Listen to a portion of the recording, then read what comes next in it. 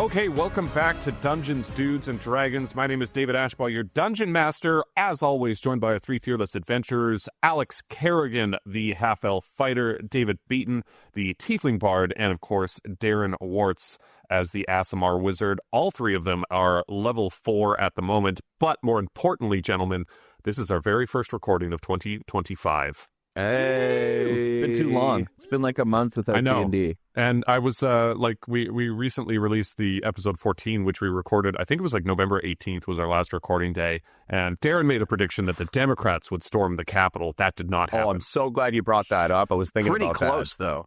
Yeah. January 6th rolls around and I'm looking at the TV. I'm just like, oh, come on, something's got to happen. Yeah, come on, breaking news update. Yeah.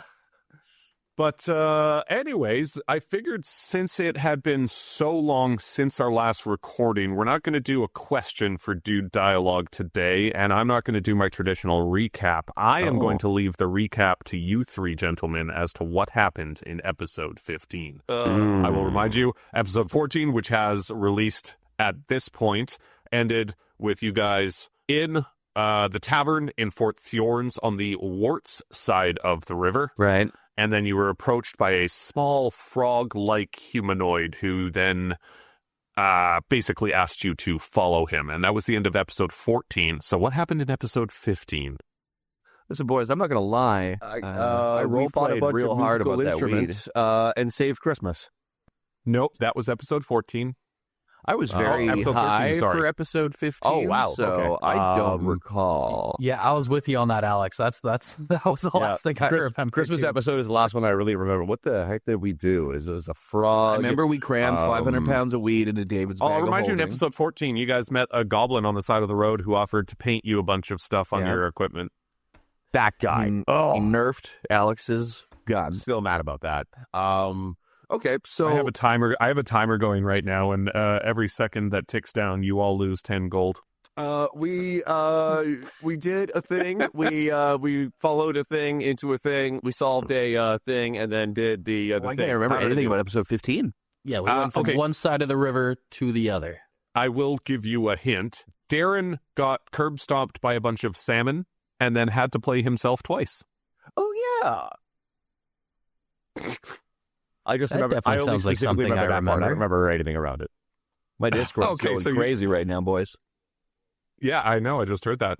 But Darren, do you have any input on what happened in... No, and Darren is gone. Hold on. Oh, I was actually just thinking, Darren's like, we the new haven't heard wild from card. Darren in a little while. What's going on there? But no, I think he went to go back going and on check with up you? on it. There he is. All right. Please. I don't know if that comes through on Adobe Edition, but I hope it does. Because you'll have to, I'll send you the drop if not. Yeah, my Yeah, do Discord it. started going wild there, but to answer before I cut out, I do not remember anything. I got real high before 15, and I don't remember a single thing about it.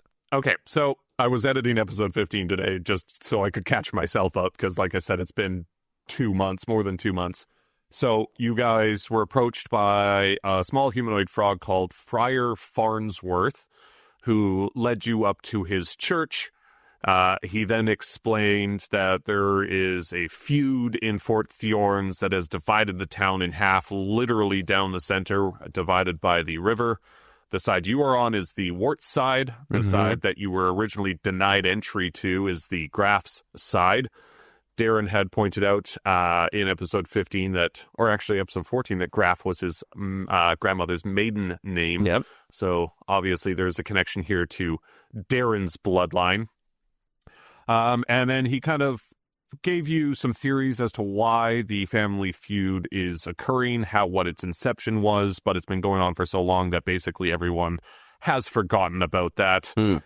He also mentioned that to collect the stone that you need to collect, the harvest mark, it's called, it has sealed itself away in a tomb because of this family feud, or it's theorized that it's because of this family feud, and Friar Farnsworth thinks that the tomb will only unlock itself once the town is reunited and the family feud has been settled. So he's basically given you with the task of solving this millennium-long feud that's been going on in this town, and then he introduced you to the matriarch of the Wartz side, Wysella Wartz, who then gave you a task to hunt down a monster that had been disrupting their agriculture and crops in their pot fields, basically, their pipeweed fields.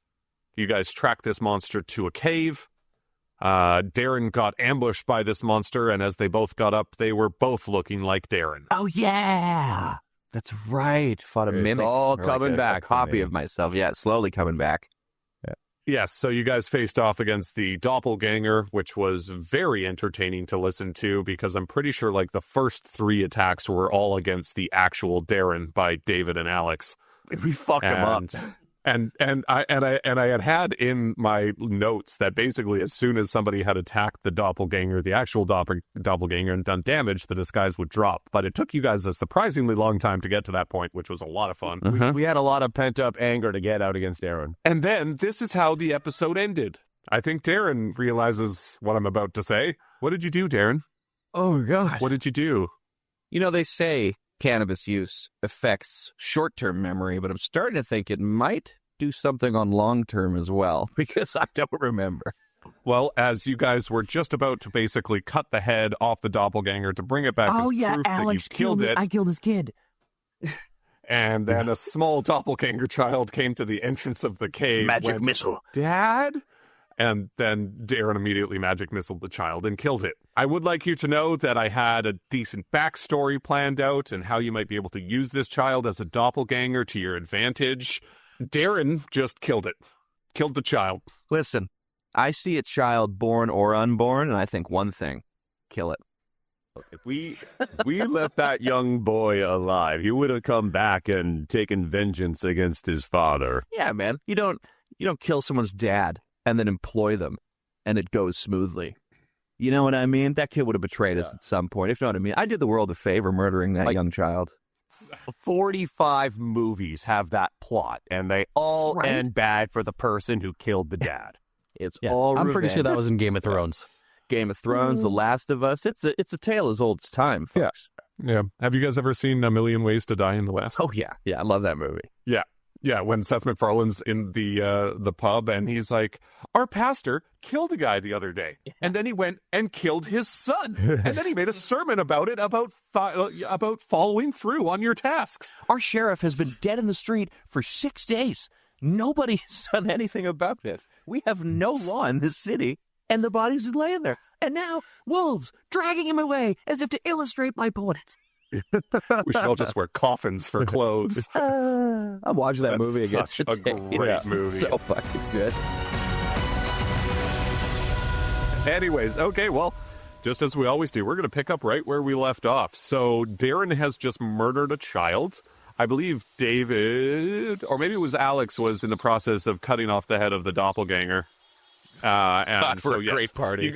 So you guys are currently in the mouth of a cave, decapitating a dead body with a small child's body about, 10 feet away from you. Have you guys ever played a video game and turn it off for a couple of months and come back to it, and then you're just like, what the hell am I doing in this cave cutting off the head of a doppelganger? We just retake over consciousness of these characters in this world, just mid-saw, just being like, oh my god, what the fuck is going on?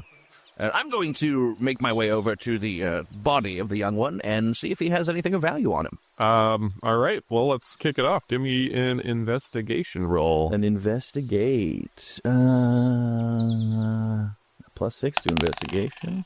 Nice, 19. You find a few scraps of bread, but not much else. It looks as if maybe the child was just on a walk through the forest. He's wearing basic clothing, tattered shorts, and some pretty disheveled-looking shoes, but that's about it. Is there Just a picture of him and his dad. a way And a picture of him and his dad at the fair. fishing, smiling together, saying we will never die on the back, heart emoji? Is there a way that we can No, I want to take the initiate picture. yeah, I'm gonna hold up the kid's head and give a peace sign to the camera. I'm taking the picture. Like a deer in the woods. Is there a way that we can like force the shape shift ability of like the corpse? I'm thinking if we're cutting off the head, could we have the head that we could like turn it into other things or other people's heads, so we could become like mercenaries and be like, we got him, and it's just the transferred head. of the... Okay, you know what? I don't think you're allowed to do that in D&D, but that is a really cool idea. Right? That's what I'm thinking. I am going to say that yes, you can do that, and after the session is over, I'll homebrew an item that you can do that. However, you'll need to succeed on a plus 16 Arcana roll to get the head to change to what you want it to. Okay, I got a plus 6 to Arcana, so I think that might be something. When you're done sawing off that head, who'd ever like to fasten it to their belt as a accoutrement piece, perhaps a fashion statement. All right, so Darren, let's get an Arcana check going on right now just to see if you can like poke at it as soon as it's removed to get it to change. 15. You feel the magic inside of you. I don't know, how are you trying to activate the magic to get it to change? So I'm just holding the head, like looking at it eye to eye, just holding like a basketball, and I'm looking into the eyes, and I'm like letting the magic of like my will of what I want it to turn into kind of flowing through me. I'm trying to concentrate and see the face in my own third eye. But like I'm still rusty at it, so I can't quite get the image clear enough. So the face is just kind of like bubbling and about to morph into something. And for a split second, it turns into an amalgamation of Sir Alex and Noteb's face morphed into one before it turns back into the lifeless clone head. All right, just because I really like this idea, I will give you an inspiration die right now, but you have to use it for trying another Arcana check. Hell, dudes, I'm I'll going to give be you waiting advantage for an on this one. opportunity to shapeshift this severed head into something. So give me another Arcana. Oh, I can do another Arcana? Okay. Come on, baby. Yeah, 17.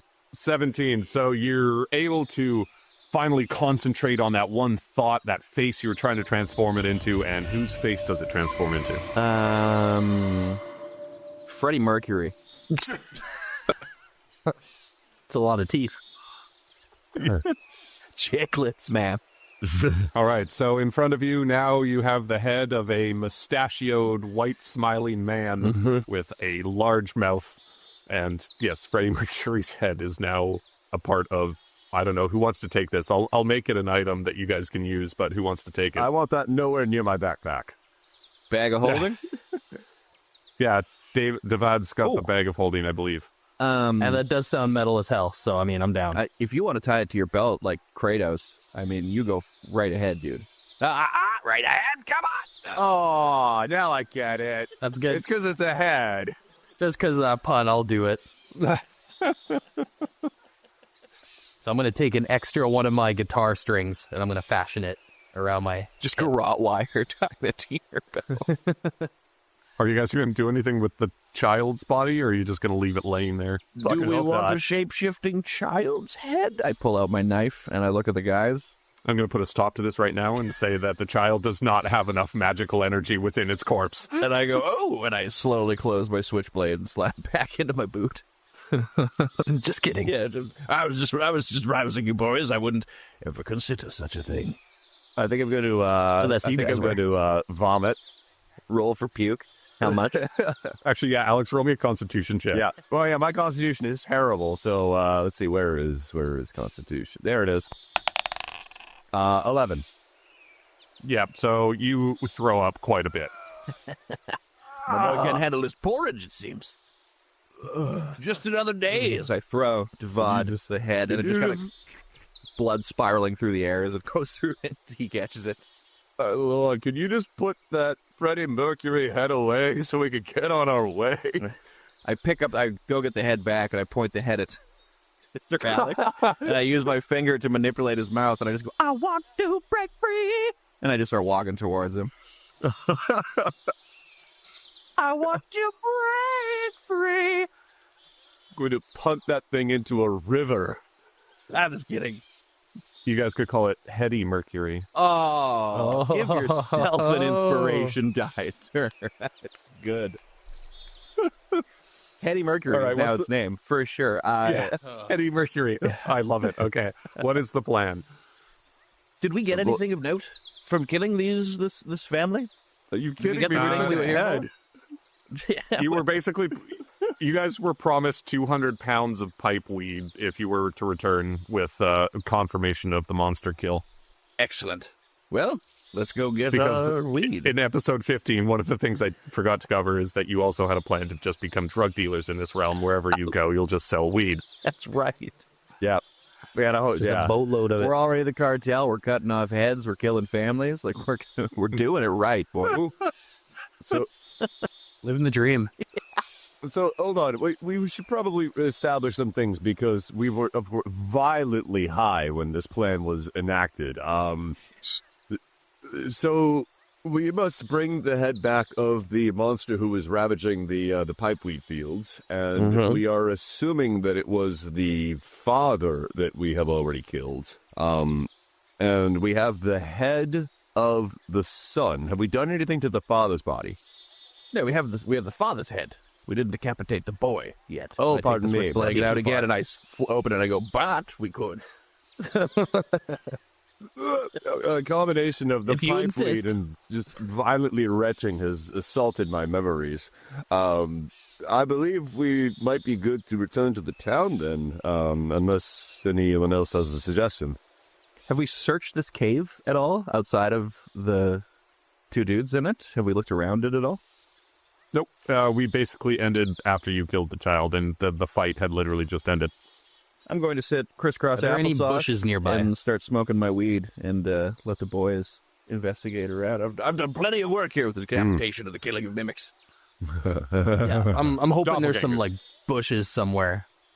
Bushes? Yeah, some bushes, some shrubbery, something I can pull these bodies and put them out of the way. Oh, you want to hide the bodies? Yeah, I mean you're in a densely populated forest basically, so there's lots of kind of like undergrowth and shrubs and little areas that you can hide the bodies in. But if you're planning on doing that, I would like a deception roll from you to see if you hide the bodies well enough. All right, here we go. You got it, bud. That's a crit fail. All of a sudden, some random passerby goes, "Hey, what are you doing?" Magic missile. Yeah. Actually? It's too late. You already said it. Yeah, it's too late. You already said it. All right, roll me some damage. Roll the damage, baby. That's 3. Grandma? My grandson's 5 damage. Okay, well, NPCs, civilians, and D&D always have 4 health, so this guy that was literally just strolling through the forest, looked like maybe he was foraging for mushrooms and berries, is now dead on the ground about 30 feet from where David was trying to hide the bodies in the first place. The second his body drops, I run over to the body and I grab it and start dragging it. I say, Alex, you get a strong stomach. We're in the shit of it now. And I start dragging him into the cave to go and attempt to hide the body as well. All right, Darren, make me a deception check. Come on, baby. 13. All right, well, yes, you're able to move the body. Let's say you're able to move all 3 bodies back into the cave and you, I don't know, pile some rocks on top of them and there's like just one singular toe sticking out. For anybody who's aware of the numbers it takes, we are now officially serial killers. Yes, yeah, it's 3, isn't it? It's free. I learned that from a Dexter episode recently. Yeah, the young blood, son. Oh, okay, so you've just murdered what is probably some innocent civilian from the town that you now have to go back to, so... Okay, well, He didn't even have a name. It doesn't matter. Yeah, loot his body, too. Did you want to loot his body? Yeah, as I'm pushing him into the bush, I'm just tapping him around to see if there's anything of note. All right, make me an investigation check. Oh, I got tears in my eyes right now, guys. That is a 25. All right, Picture well, of you his find newborn son. everything on his body. You find, let's say, like 6 or 7 pieces of gold. Sick. You find a couple joints, some like hardtack beef jerky, just something to munch on while he's out in the forest. And you find a small painting of him and his 12 children in his left pocket. Yes, I take the picture out and I look at it and just say, "You're next." And I fold it up and I put it in my pockets. Is that their address on the back of it? Is that their full schedule, a list of their fears I see here? Well, perfect. This will come in handy, I'm sure. Oh my god. Okay, apparently you guys are just turning into the bad guys, so... We'll say this is a dark year so Yeah, far. we're gonna let's start roll a with it. second campaign where they fight into us. this. For the last like 12 minutes, I've been standing behind them with like that disappointed, you know, the meme of the dude in the flannel with his arms crossed, just like staring. yeah. That's been me for at least like 12 or 15 minutes. Okay, Mr. High and Mighty, Alex- shooting arrows at children at fairs. Don't you start getting a weak stomach I- now. I have made a lot of growth since I shot that kid. You haven't grown at all. You've gotten worse. We've all gotten worse. This realm is changing us. All right, so we're now like 25 minutes into the episode, and you guys have not done much. You've, in fact, made your situation probably worse.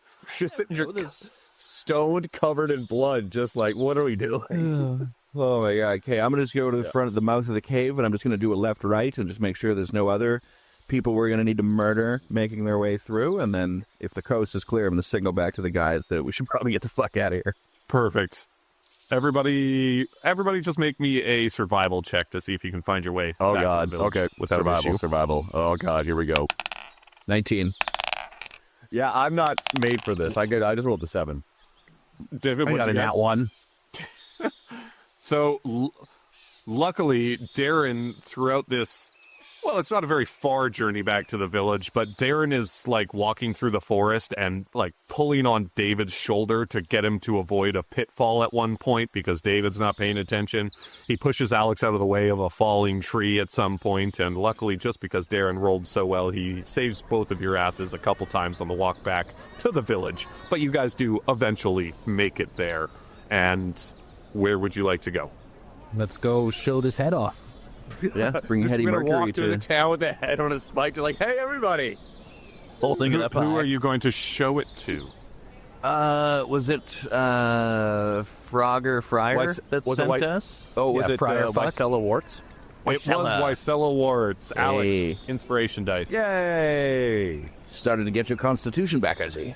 Cheers to the Tin Man. Cheers to the So- Tin Man. Yeah. You guys find your way back to Wycella's manor, which is basically just down the hill from Friar Farnsworth's church is.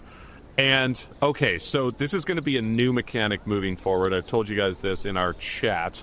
And I had given Wycella a voice, basically, for episode 15. I wasn't too happy with it. So what we're going to do moving forward is every time you encounter a new NPC, you three get to decide what that NPC sounds like. Ooh. And I know I'm going to hate myself for this idea, but I should also mention, if our listeners want to contribute ideas for voices and NPC ideas, please subscribe to our Patreon, Dungeons, Dudes, Dragons, on Patreon, and you'll get access to some little benefits. We were even talking about doing a little side campaign with Darren as the DM, so hopefully we can get that underway for our Patrons as well. But anyways, what would you guys like Wycella Warts to sound like? Peter Lorre. House Peter Lorre or the cockroach in Monsters vs. Aliens Peter Lorre? That's Hugh Laurie. Never mind. Yeah, that's Hugh Laurie. Yeah, I know. I was like, wow, what are you talking about? I don't know who either of those people are. Peter Lorre is he's an older actor. Like, I know him. A lot of voice actors like to do this kind of voice, but I know him as the main inspiration for Ren from Ren and Stimpy. He's got this very specific way of talking. Yes, I like I like a nice T-bone steak, but make it raw. Yeah, I'm down with that. Yeah, so All right, Alex Little is voicing Frenchie. Wycella Warts now. Okay, I'm in. Yeah. Do you want to actually, Alex? only if I get to do the Peter Lorre voice. I am a little concerned over the fact that I do not know the script and I do not know what you will be saying. That's fair, yeah. You all get 5,000 gold. Yes. My name is Wycella. Here, I have found your weird, mysterious rock. We shall smoke the weed now. Yeah, here is your ticket home. I don't want to be Campaign anywhere over. near Yemen right now. Yeah. All right, I think I can do this. It's kind of Dracula type. All right, let's try it. So you guys knock on the door. Wycella opens and she says, "Gentlemen, welcome back." Yes! Nailed it. Yeah, very good. As she opens the door, I'm already holding Hetty Mercury right in front of the door. Oh my, he looks like he was a talented musician. Some say he was the best. But this is the monster that has been plaguing our fields. Yes, this is the only body that fell where the monster resided, yes. Yes. Okay, make me a deception roll. Very specific. Yeah, because that was a weird thing to say.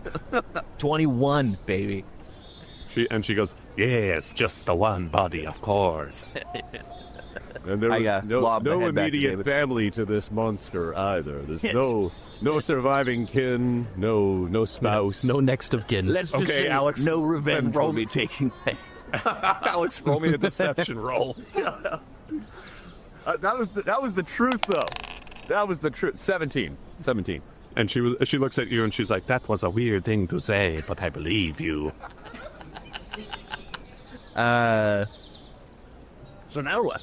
Now what do you require of us? We've slain the beast. Well, gentlemen, thank you for carrying out this task. I would like to show you where we make the pipe weed. And she basically ushers you inside her manor, which is not, it's nothing crazy fancy, but it's a little bit bigger than the rest of the houses around town. But you are surprised to find that she leads you down a large set of stairs into basically a large warehouse. And she looks at you and she's like, gentlemen, this is where it all happens. Mm-hmm. This little factory of ours puts out enough pipe weed to last ages. And with our tried and true drying and aging process, the pipe weed stays fresh and potent for a very long time. Unfortunately, gentlemen, one of the cogs that is essential to this operation has broken, and we need to forge a new one. I was hoping the three of you could be of some assistance. I believe we have a bit of experience What do you need from us? forging. So would you need us to completely fabricate a new cog? Well, one of you will need to pour the molten metal into the frame, one of you will need to hammer the newly formed gears into its proper shape, and one of you will need to quench the final product in cold water. Okay, so how this is the metal stuff. How this is going to work. Pouring the metal is going to require a sleight of hand roll. Hammering the metal is going to be a strength check. Quenching will be a dexterity check. Once you pass all those rolls, each of you will then have 30 seconds to roll to a specified number. However, if you roll a natural 1 on your rolls to get to that number, you will have to start over. And if you can't do your task within 30 seconds, the entire task will fail completely, and you will have to start again from the beginning. Start again from the beginning. Oh my god, yeah. And so, whoever pours, you'll have to pour. Okay, because you need sleight of hand. So, and then you'll have 30 seconds to roll a d8 over and over again. And you want to get between 18 and 22 with those d8 rolls. So let's say like you roll a 7 the first time, then you roll a 5, there you're at 12, and so you want to get between 18 and 22 with your rolls. So Default? kind of. It sounds like we're playing speed blackjack with D8 because we need to get. It's Yeah. it's kind of similar. So David, let's just start because just to pour the molten metal, you need a sleight of hand roll that is higher than 12. So roll me a sleight of hand roll. Metal. Just screams 22. it out. Oh, damn. Okay, so 22. That is fantastic. Wait, did you roll a doing metal. D8? How'd you get a 22? No, that was my sleight of hand check. Oh, yeah, that's just a regular D20. Oh, okay. Yeah. So David, I'm going to count or have a real world 30-second timer, and you need to individually roll a D8, and you want to get your total roll of those D8s between 18 and 22. So you roll one D8 and then another and then another until you either get to between those numbers or you go over and fail the task. Oh. Are you ready? Here we go. All right, roll me a D8 and keep rolling until you hit between 18 and 22, 21. and I'll count out. Go. That's a 3. 3. Keep rolling. I'm rolling. Keep rolling, That's an 8. rolling. So that's 11. Come on, boy. Rolling, All right, come on. Another 8. That's a 1. That is a crit fail. Start again. Move out. Hands up, no hands down. Back up. Tell me what you're gonna 5. do What now. you gonna do now? Keep rolling. 7. Fred Durst gave us permission to use that song in the sequence. 14, and I did that's it. 30 seconds, David. So the pour kind of overflows. It fills over. The molten lava spills onto the ground, and you are going to have to start again. However, just because we are using the D&D Beyond app to roll, I'll give you 45 seconds because 30 seconds is a little tight. So roll me another sleight of hand check to see if you can get the pour in properly. Restart the instrumental of rolling. That'll be a 16. Perfect. You passed. And so now you have 45 seconds. You got to get between 18 and 22, starting in 3, 2, 1. Roll. I'm moving. I'm Now moving I know out. you be Hands up, loving no this hands shit down. around here. 2, 5, total. Show me what 3 you're and gonna 2. do now. Keep Roll. That's a rolled one. Start again. These ones about biscuit. This is I'm gonna keep rolling. It's a 13 for the sleight of hand. Yep. And I'm rolling. 1. Start again. What are you gonna do now?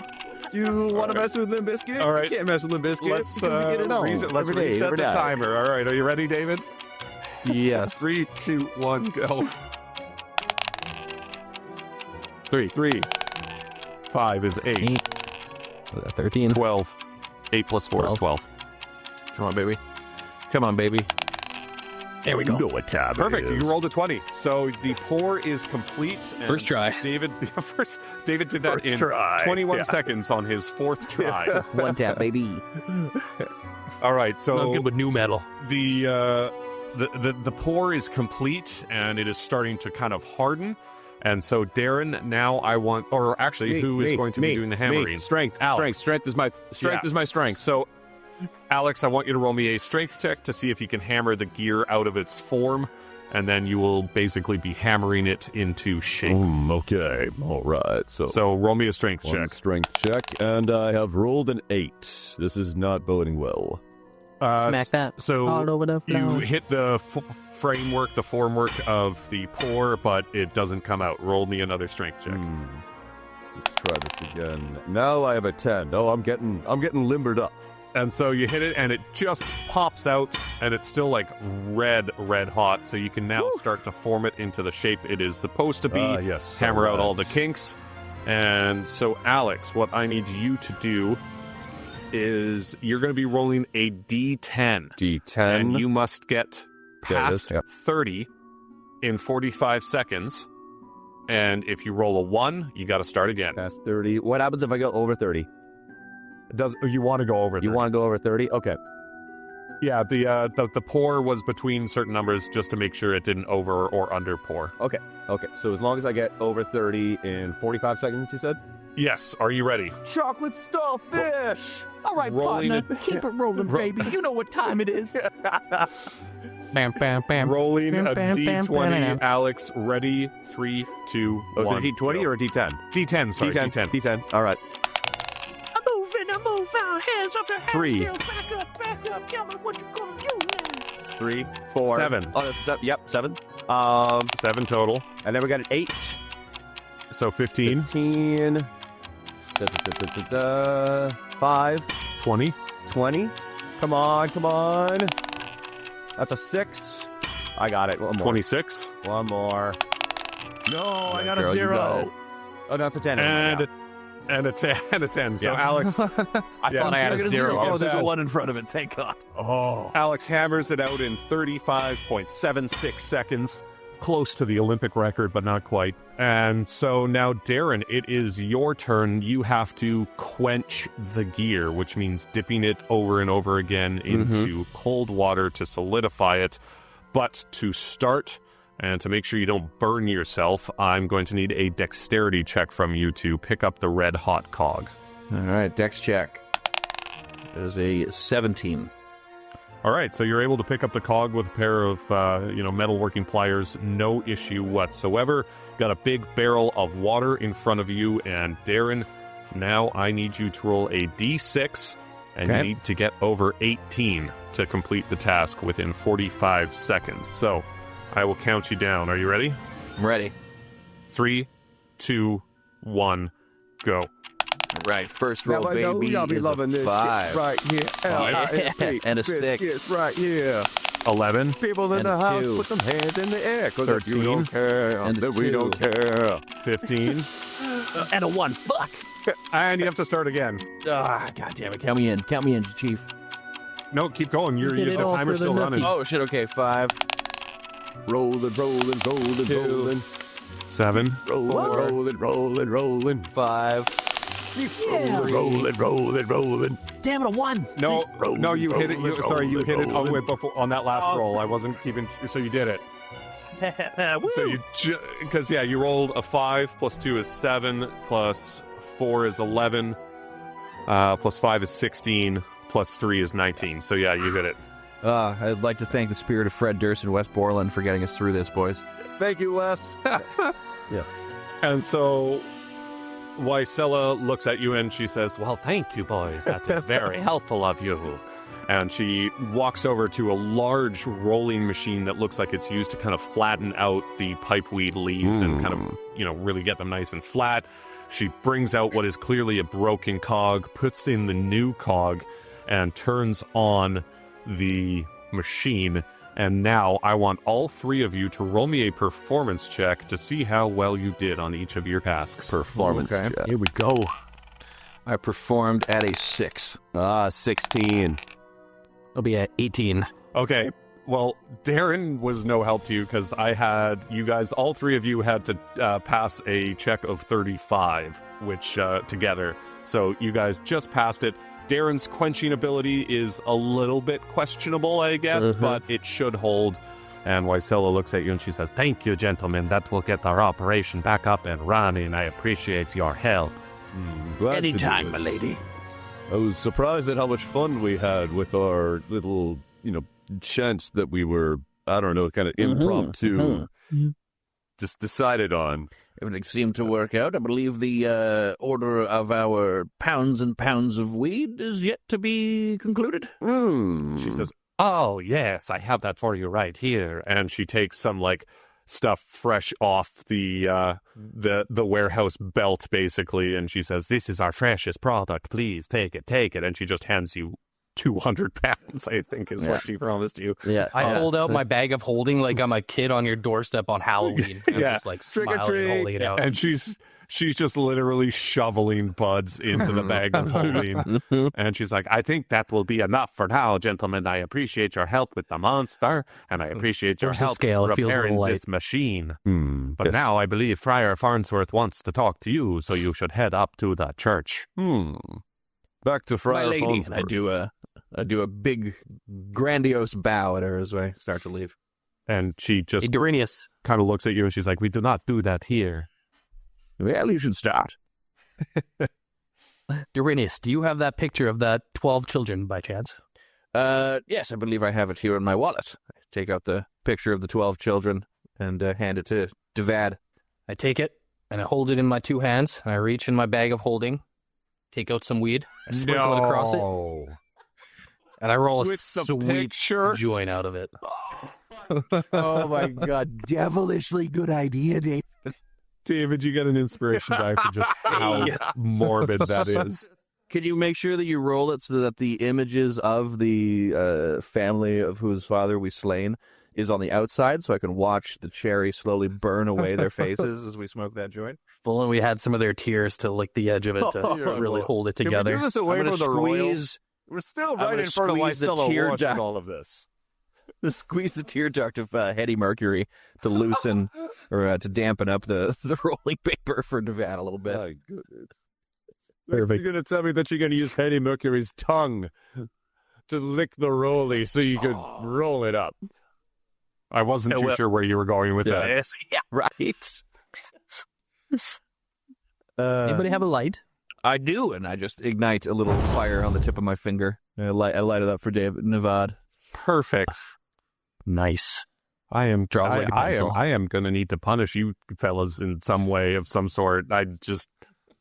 What the fuck?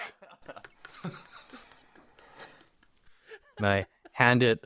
It goes clockwise, and I'm going to hand it to what's-her-face that's next to me just because she's right there, just to see if she wants it. Hold on. She's going to roll a perception check to see if she realizes the rolly that you've been using. Let's see if she can see the pictures. Hold on. Oh, we really fucked ourselves here, boys.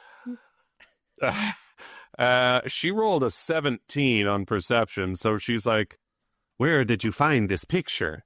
That was just in our travels. in the bushes. As we were making our way towards the monster. Believable answer. Yeah. Everybody make me a deception check. Gary, dust off those inspirations for us. Yeah. 14. 20. Yeah, Nat 16. 20 from Alex. Yeah. Oh, Jesus. Fuck. I just want to remind everyone that my pants off to gift. So she kind of narrows her eyes and looks at Devad because he had a 14 roll, but I set the check at 12, so she's just like, Well, that seems unusual, but okay. I just want to highlight the fact that my answer was literally believable answer. All right, Rosetta, don't bogart that shit. Pass it around now. And she passes it back to you and then insists, basically saying, Friar Farnsworth must speak with you very quickly. You must go to the church. All right. I take the boys, I put my arms around both of them and go, we will be making our leave now. And I usher them out of the basement. Perfect. Man, perhaps maybe just kind of stamp out that joint and put it back in your bag as we move through the town so that we don't draw any unwanted realizations of who's on our joint. Or we could just do really big draws on it and just taste it right now. That's where I'm at. All right, yeah, let's just kill this joint evidence, real quick. Yeah, hoot it up.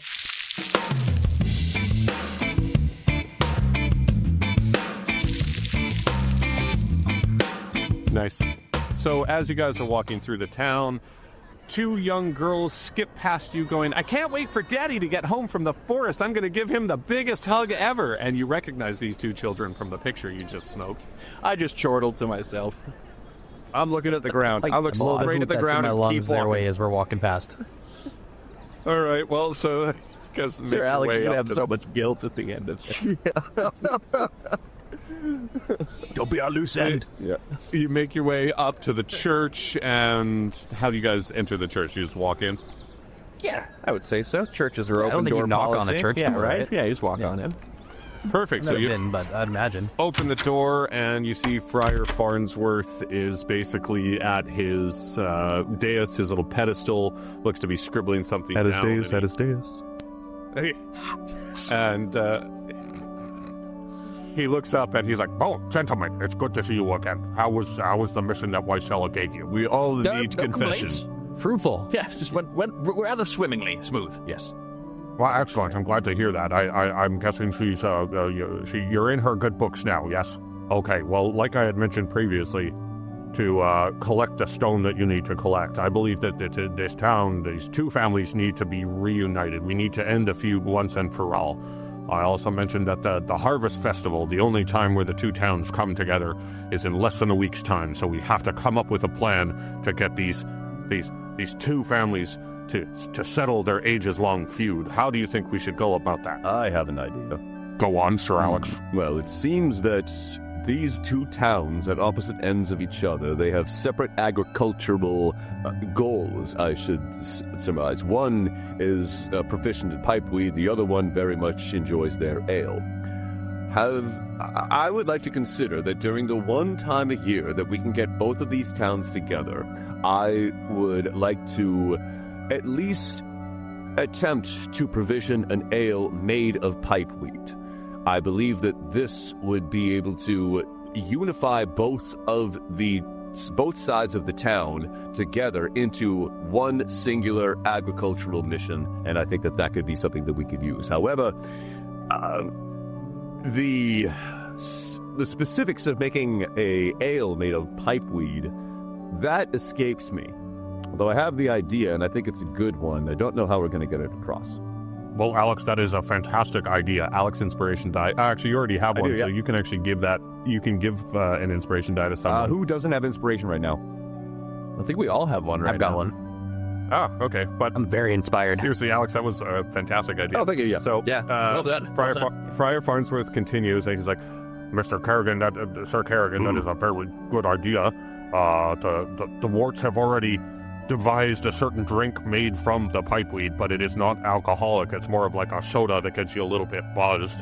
So perhaps if we were able to combine the barley and the hops from the Graff side with the pipeweed from the Wart side and create one glorious drink that we could then sell throughout the realm, that is a good way that we might be able to unite the two families. But how are we supposed to convince the elders and the families to work together towards this endeavor? A benefit concert. Buddy.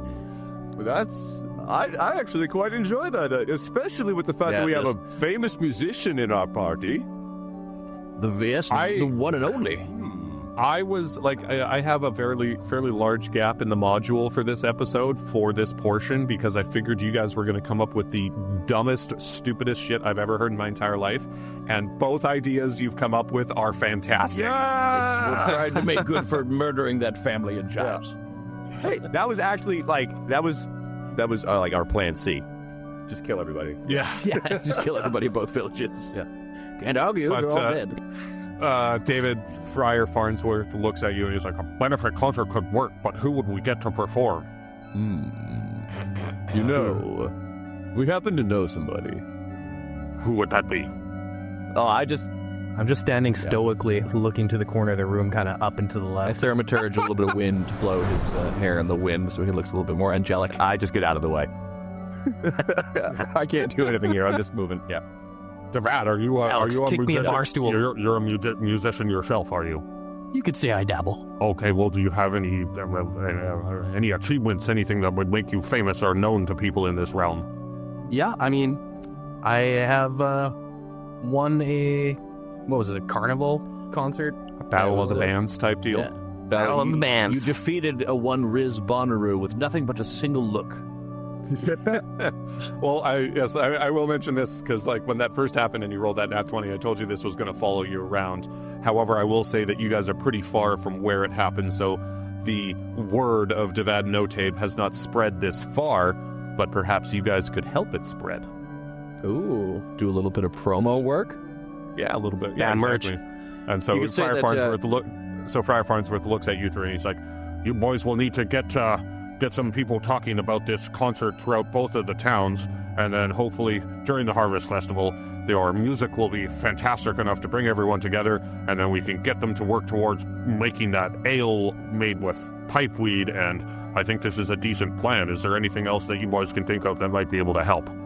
I think if we had some, access to make a bunch of, flyers and posters, but make them real small, rolling paper sized, and we roll a bunch of joints with our mass amount of ditchweed and hand those out kind of like flyers. Hold on. Is there a way to magically imbume the papers so that as you smoke it, when you exhale, it gives the information about the show? Darren, I was literally just about to say that as Friar Farnsworth. I like that. Yes. And Friar Farnsworth looks at you and is like, that's an amazing idea. It's one that I just had myself, actually. You beat me to. You said it before I could, but it was totally my idea. My idea. It's fine. It's my idea. Easy there, Elon Musk. Yeah, he's like, that's a fantastic idea. I'm sure, are one of you able to do that? My magical powers, I don't think, would be strong enough to be able to do that. Oh, I could probably figure out a way to do some attuning and some study and make it work, I think. Well, that's fantastic. Please avail yourself to my library. There are plenty of magical texts that you might be able to study to find something within. And then I say, as I'm rummaging around, and then I say, also, I think I just found our headliner, and I pull Hetty Mercury out and show it to him quick, and then I put it back in the... And he goes, well, what? No, this is the house of the Lord. Please do not bring decapitated heads in here again. Sure, a mistimed joke, my friend. Friends. Very clearly. Friends, a suggestion. I feel that we're only really attuning our strategy for one side of the town. What do you mean?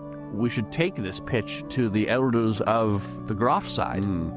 I know we haven't quite been there yet, but if this is going to be something to unite the town, we should keep them in our thoughts and keep them in our suggestions.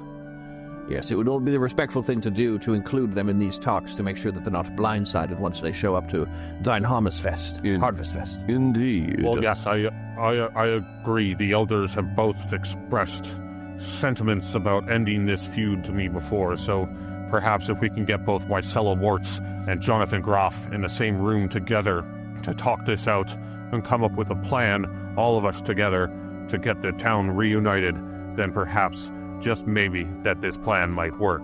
But first you will... that we, in some way, manage to remove the magical barrier on the water separating the two towns and build a quite literal and figurative bridge between the two, so that the two can pass freely back and forth for the Harvest Festival and truly unite these two villages and people. Well, yes, during the harvest festival, the locals and the citizens dam the river at the riverhead so that the river runs dry through the town and that we can freely cross it without that magical barrier interfering. Beautiful. And so then you won't get hit by giant fish like you did last night, apparently. I heard that. Yes, that would be quite nice. It was funny, though. It was a good time. It was a good road was out of it. Yes, I heard people had a good laugh from that. Yes. And so he says, okay, gentlemen, you boys must convince Jonathan Graff to trust you.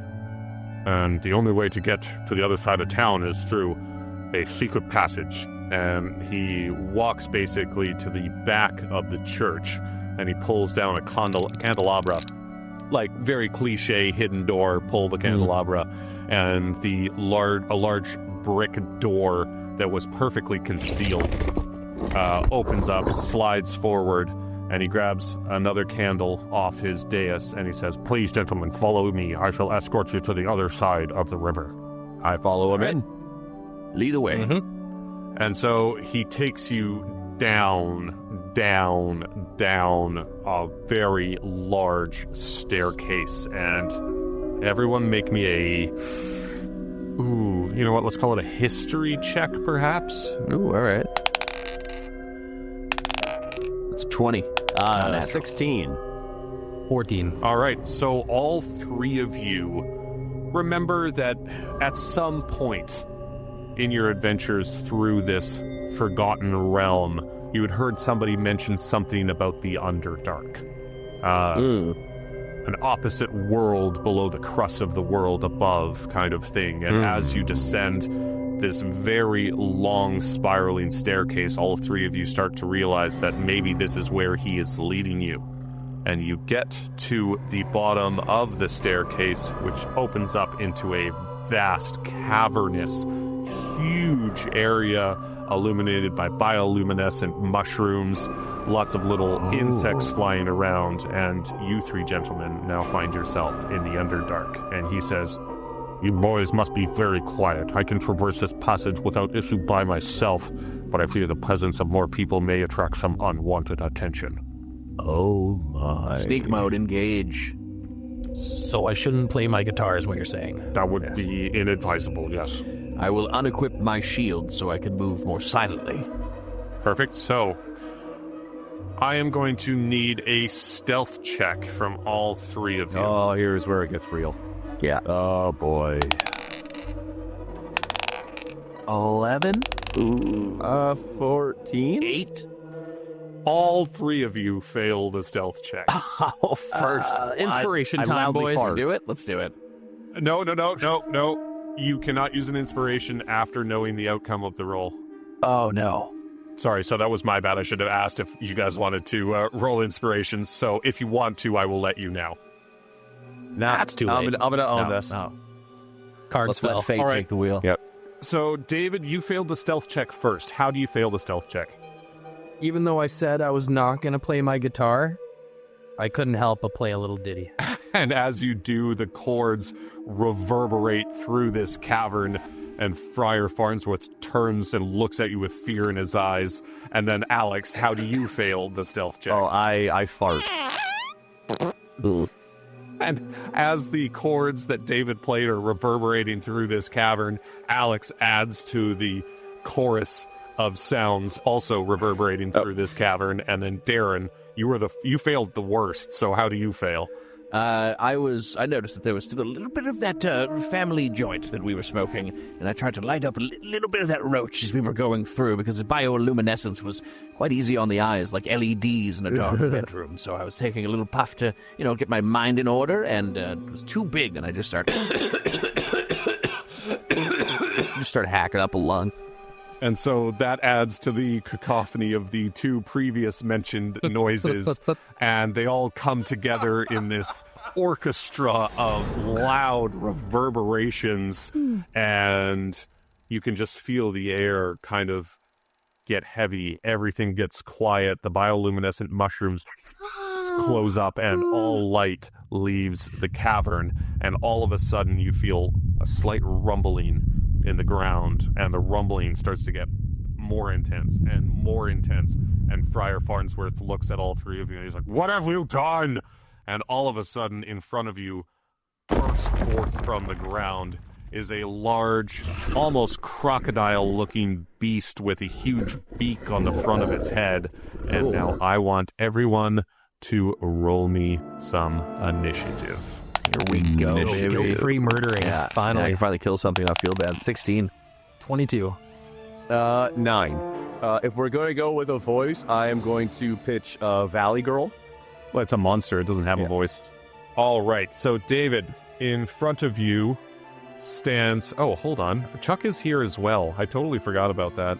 Oh, Chuck's just been silently following us along. Wait a minute. Yeah, exactly. Yeah, hold on. I so- think Chuck has somehow fastened himself into my backpack. Chuck, get out of this thing. What are you doing in here? Oh, sorry, boys. I the was bag of just holding, just smoking I was just everything. taking a nap in the bag of holding, you know. And then all of a sudden, I got covered by 200 pounds of some stinky weed, and then that kind Yeah, of woke brother. me up. And then he looks over at the monster. He's like, "What the fuck is that?" Oh my gosh, Chuck, I'm so happy that you're here. And David, it is your turn. You start us off, and in front of you is a very large, angry-looking creature. I will tell you guys, it's a bulette. If you want to look that up to see what it looks like, but it's kind of like got the body of like a large alligator with the head. It kind of looks like a carnivorous clam on its head. Carnivorous clam. Well, I mean, I'm going to test out my new crossbow of eternal winter on it. oh yeah. All right. Yeah, boy. You're just gonna take a shot. Yeah, we'll take a shot. All right. Let's roll me to hit. That's a nat 20, boy. Oh, okay. Damn, opens with a bang. Okay, so it should highlight double damage, so roll me some damage. Ooh. Oh my Tasty. god. He rolled 2d8 plus 2, and he rolled a 16. 7 plus 2, so 16 damage. And David, can you read me what your bow says, basically? Because I believe you can do some extra damage here. Yeah, so this crossbow glows with a pale blue light and is cold to the touch. When the bowstring is pulled back, you create a long, thin shard of ice and fire at one creature within range. Hit or miss, the shard then explodes. The target and each creature within 5 feet of it must succeed on a dexterity saving throw or take 2d6 cold damage. Okay, so he fails on his dexterity saving throw, so roll me 2d6 damage, please. All right. 6. All right, so David does a total of 22 damage to start the fight. That Nice. is not too bad. Unfortunately for you, David, it is now the Bulette's turn, who is very pissed off and about 20 feet in front of you. And I'm guessing all 4 of you, all 5 of you, I guess, are pretty well close together. Yeah, I guess we never really stated what Yeah, our I think marching so. order was, but yeah, I would assume like the usual, depending on how confined we were on the trail. All right, I kind of pictured us all just kind of like almost in a single file line following behind. so The friar. What's his face? then the Bulette is going to jump into the air and land directly in front of all of you, and everybody needs to make me a strength or dexterity saving throw. You got to hit 16. I'll go ahead and do the dex. I'm going to... 17. 22. Go with strengths. Fuck. That was a bad call. 7. Ooh. Okay, so Chuck and Alex both are now prone, and Alex, you are going to take 11 points of Oh, damage. Christ. Ooh, okay. Oh, Big hits. Yep, this guy hits like a Mack 18, truck. Yeah. Oh, yeah. Tiggle hitties. Got 2 big old hitties on him. Tiggle Yeah. hitties. And so now he is basically right in front of all of you and looks very pissed off. And Darren, you are up. All right, I'm going to go ahead and cast my Witch's Bolt at 2nd level. All right. Well, can you read that out for us? What is Witch's Bolt? A beam of crackling blue energy lances out towards a creature within range, forming a sustained arc of lightning between you and the target. Make a ranged spell attack against a creature. On a hit, the target takes 1d12, but because I'm casting it at second, you take 2d12 lightning damage. For each of your turns for the duration, I can use my action to deal another 1d12 automatically. until Without the using spell another ends. spell slot? Yeah. The spell ends if I do anything other than concentrate on this spell. Okay. All right. What's the roll here? Come on. Oh, to hit? Fuck up. 14 to hit. You miss. Fuck! Damn it. All right, so yeah, it just, the trembling of the ground kind of threw off my balance, and the witch bolt kind of flies over top of it and, like, hits the top of the cave and crumbles. Some stone falls from the ceiling onto the ground behind him. All right. And then is there anything else you can do? Movement or bonus actions?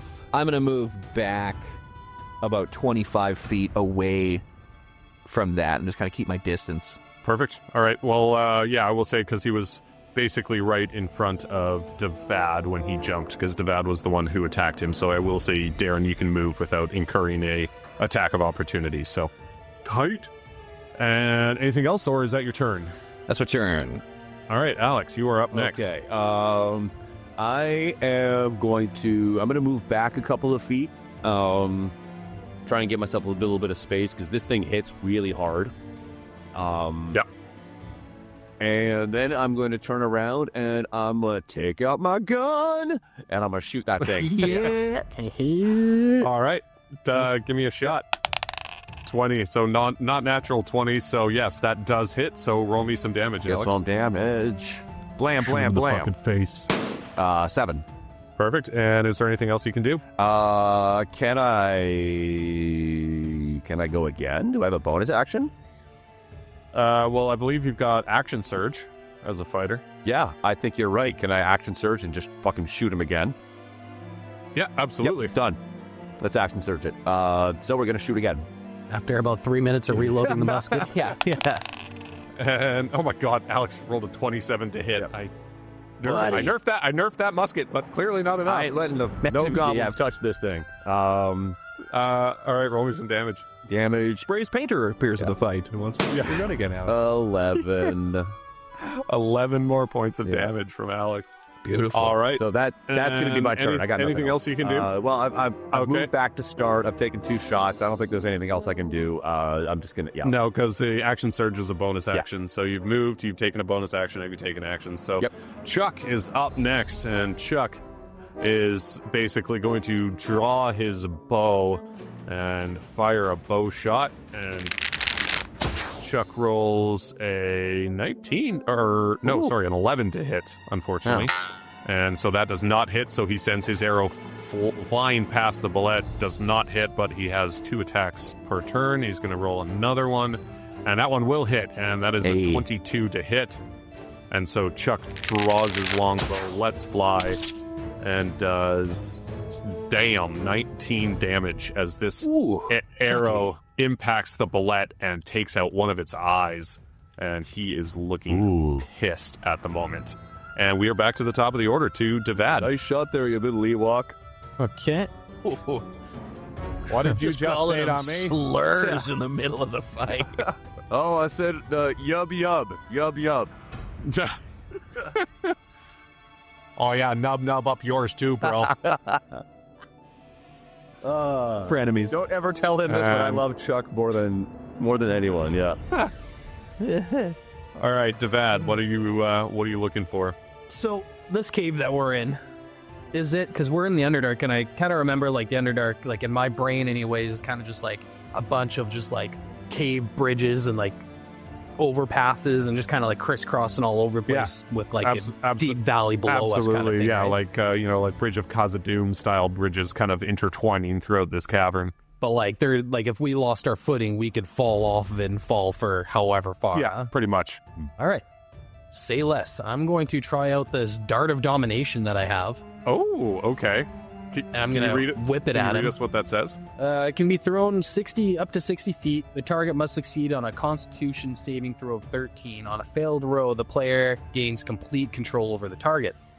The target must obey every command given by its master. The target rolls a Constitution saving throw every turn to try and dispel the effect. All right. I can choose to release control and inflict 4d6 necrotic damage. Perfect. Okay, so he's got to make a Constitution saving throw of what? Sorry? 13. Well, he's got a +5 to Constitution. Uh-oh.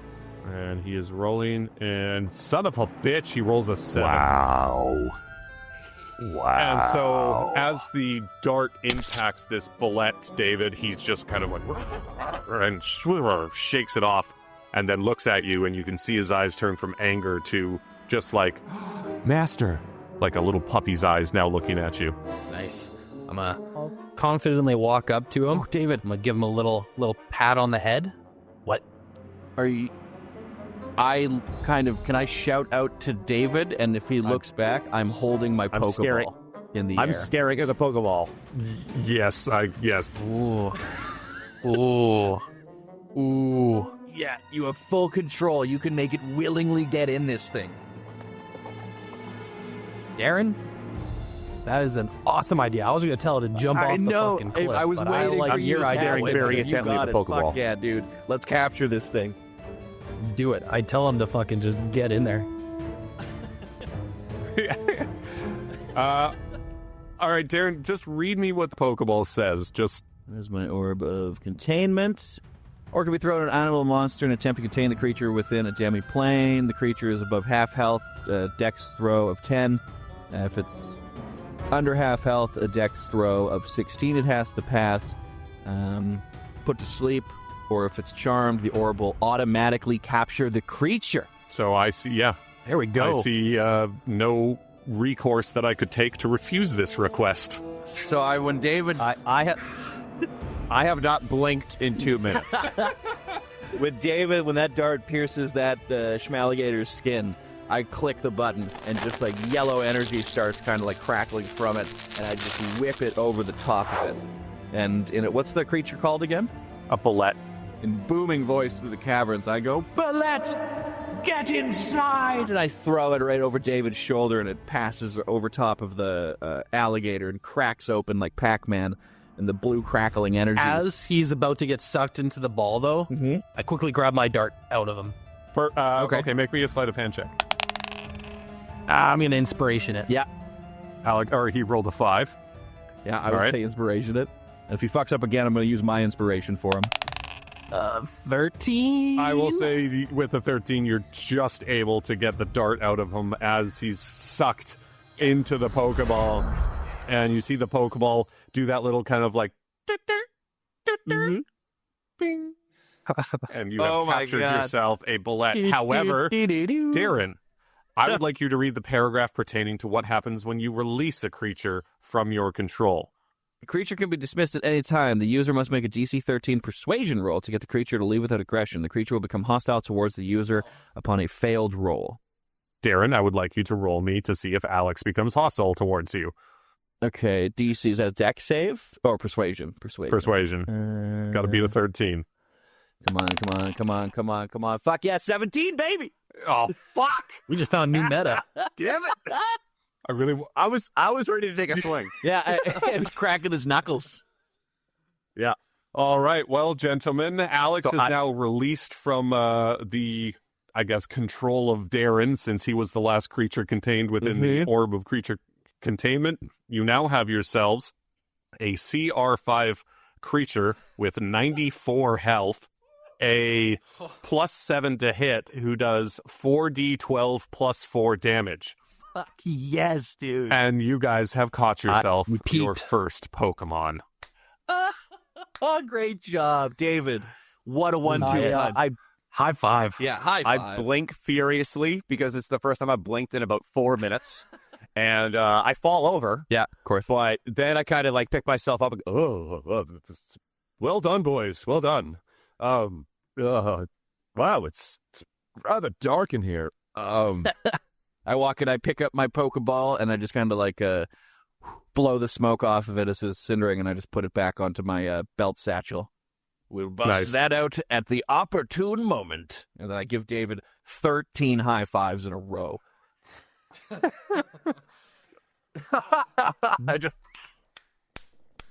Will our brave heroes use their new Pokemon? Find out on the next episode of Dungeons, Dudes, and Dragons. You know where he is. Yeah, you did not expect that at all. Dungeons, Dudes, and Dragons is David Beaton, the Tiefling Bard, Alex Kerrigan, the half-elf fighter, myself, Darren Warts, the Aasimar wizard, and our dungeon master, David Ashbaugh. We're an independent podcast that relies on you, the listener, to spread the word. If you enjoyed listening, please give us a follow on Instagram, YouTube, Threads, and TikTok at Dungeons Dudes Dragons, or contact the show directly by emailing us at dungeonsdudesdragons@gmail.com. But more importantly, tell your friends, your coworkers, even your pets to give us a listen. If you'd like to be featured as an NPC, or if you have homebrew items that you'd like to see featured in the show, tag us at Dungeons Dudes Dragons on social media. Thank you for listening, and we'll see you next time on Dungeons, Dudes, and Dragons.